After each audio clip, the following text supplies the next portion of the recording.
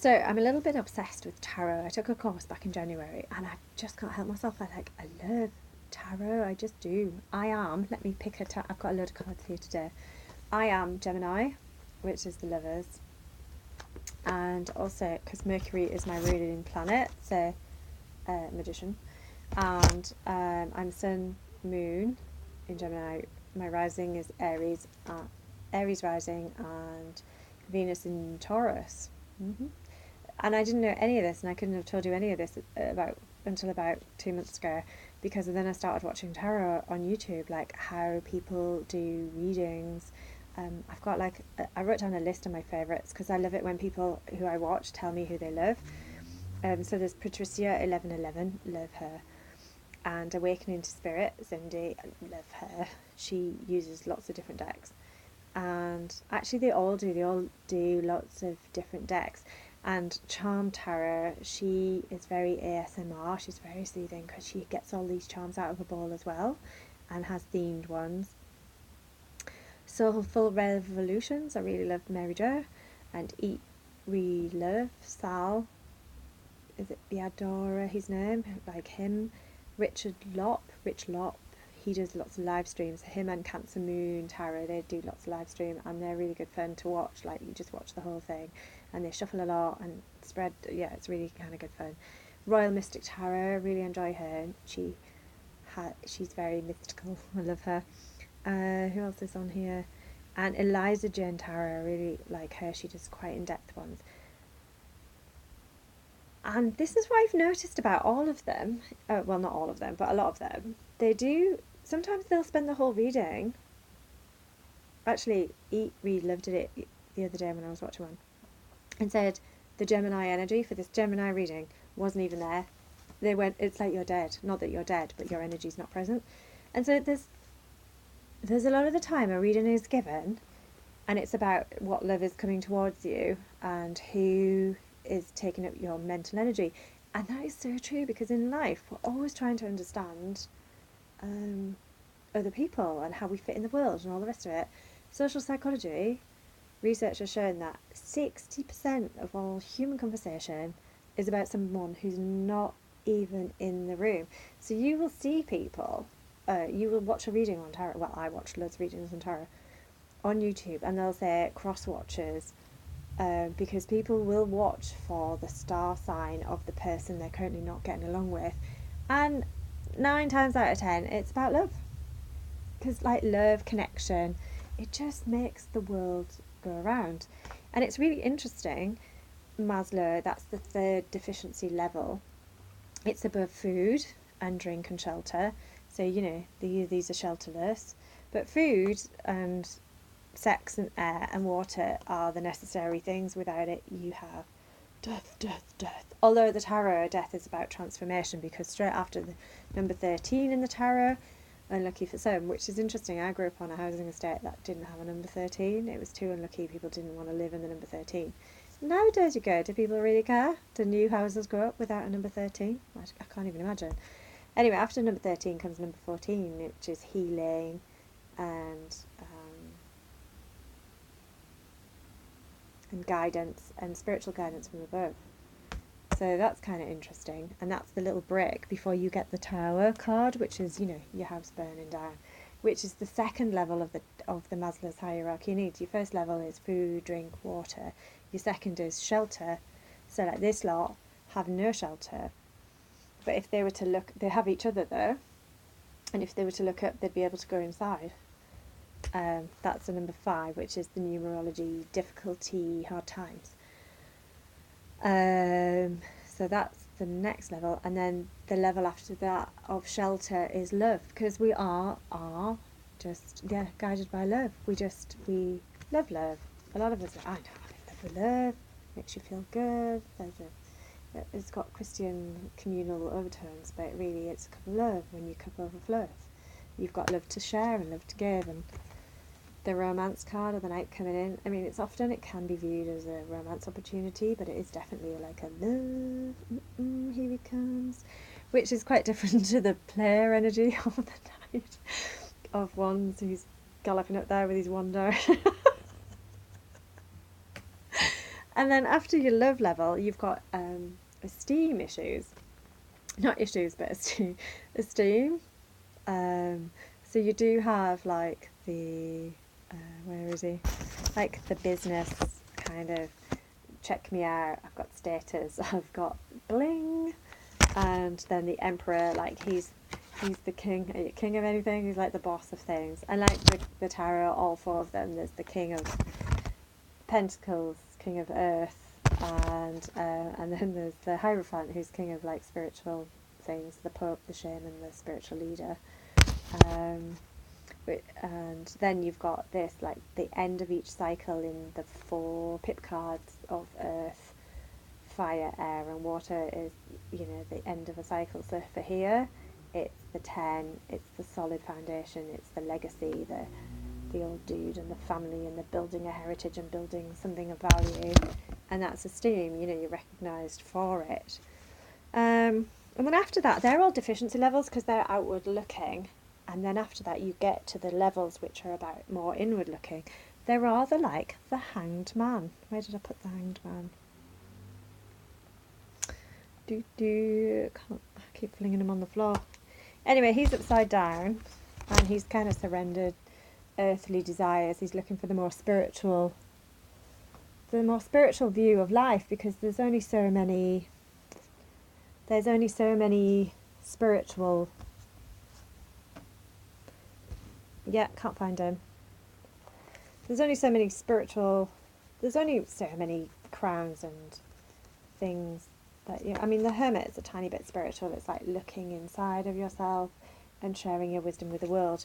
But the Hanged Man is totally like kind of just surrender, sacrifice, and it's just what's coming next, and you just got to give it up and there's the Hanged Man, surrender to the more spiritual aspects of life. He's totally just surrendered there because it's looking for transformation. The 2 levels that Maslow added afterwards was the cognitive, which is our search for meaning. We do that every day. We're always looking for meaning, like why did you say that, and who did that, and how does this work, and aesthetics, the return to nature, to appreciate balance, family, beauty. The Queen of Pentacles sums that up. This is often the self-care card, but there she is, caring for the planet and herself and everyone around her and the earth and earthy things. And then after that, you get the achieving your full potential. Maybe that's the Hierophant. Who's more? I don't know. It's just such a masculine energy that self-actualization. I always think of like the. Actually, no. I think of the Empress. She's fertile. She's herself with capital H. Her goddess energy. Her Venus love. Her fertility, her abundance, her great joy in life, which is kind of like near the end of it's different to the 9 of Pentacles, which is she's in the garden, but she's by herself with her washing gloves on and her bird, but she's kind of apparently sometimes a bit bored. I don't know, it looks very nice to me, but yeah, you need connection, you need transcendence, and if you're not connecting with another, in whatever shape that might take, like this guy or even this friendship, handing out friendship, and it's more like this sexy love, then you are what are you doing? Yeah, you're connecting to the divine. And so the High Priestess is kind of mystical and wise, and even here with the decision making card of the 2 of Pentacles, 2 of Swords, she's got her eyes closed, but she's blinded because she's looking inside, kind of mysteriously, to know the inner mysteries of the world, which apparently, according to the mystic traditions, can be found within your heart. Which is quite unlike the magician yang energy, who's actually channeling infinity. Does he have infinity? But no, he doesn't. He just has a halo. But yeah, he's channeling infinity, and by will, he will shape the universe to his. I guess that's self-actualization. When you create by will It's like the sun god Ra created himself, apparently. I was reading some mythology the other day. And then after that, you reach transcendence, your service to others, and your mystical. Oh, so maybe it's that. But I was put more in the mind of the beginning and the end of the major arcana. You've got the fool who steps off into a fool's journey and doesn't kind of takes the leap of faith. And then the world card, which is the lining up of the inner and the outer of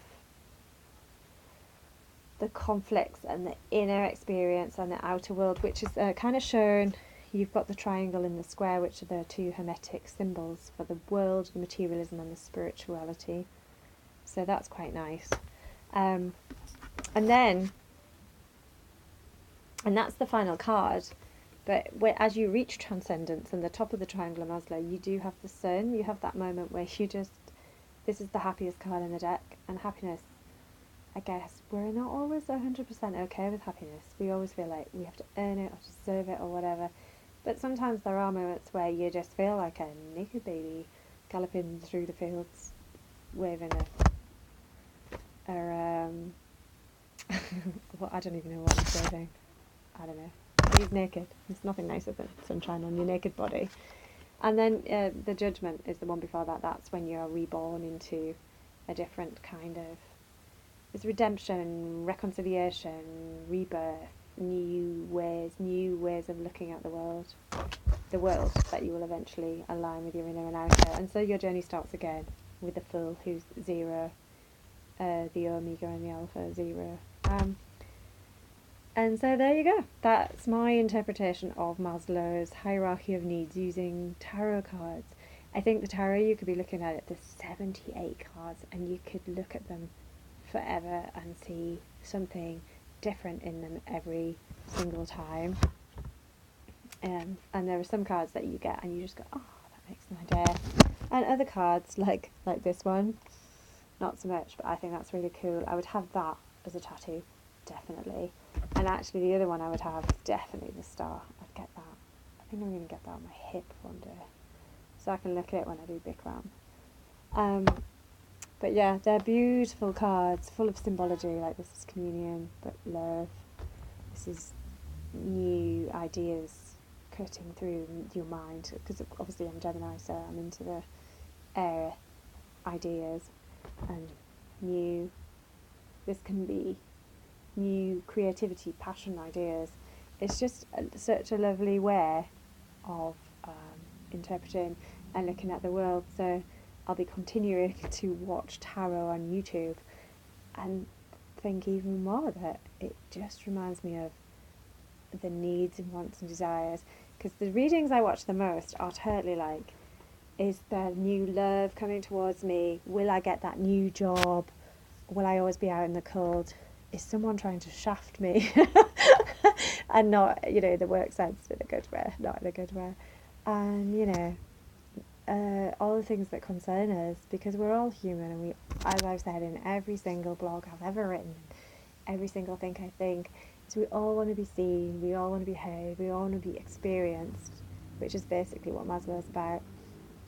And basically what the tarot is, the tarot is about. So finishing up, I wish you all a lovely evening full of feeling like a naked baby on a on a horse in the sunshine. And may you get your wishes fulfilled. Where's he gone? The dude. He doesn't do much for me, but apparently that's the happy card, your wishes fulfilled. But he looks a bit lonely. I wish your world's on fire tonight. Alrighty.